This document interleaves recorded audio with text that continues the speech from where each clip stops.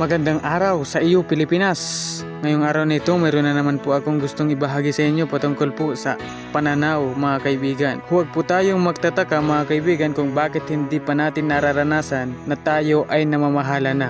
Ito ay bunga ng ating matagal ng pagkakalagay sa isang kapaligirang nakakalason. Ang ating kultura ay mga sinungaling. Mayroon pang ilan sa inyo mismong magulang ay isang lason para sa iyong paglalantad. Pansinin ang nangyari kay Jose. Nung ibahagi niya ang inilagay ng Diyos na butil o binhi sa loob niya, hindi lamang ang mga kapatid niya ang nagalit sa kanya, pati ang kanyang nanay at tatay ay nagtatanong ng ano ang pinagsasabi mo? Nasisiraan ka ba ng isip?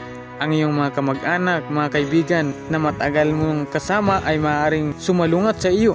Kaya nga ako ay napakaingat sa paghahanap ng aking mga kasamahan, maging sa mga aklat na aking binabasa, dahil ayaw kong mapagkain ang kaisipan ko ng lason. Pag nalaman mo kung ano ang nasa loob mo, yung kakayahan na inilagay ng Diyos sa loob mo, kapag nalaman mo ito, magiging maingat ka sa paglalagay ng mga kaisipan sa iyong isip.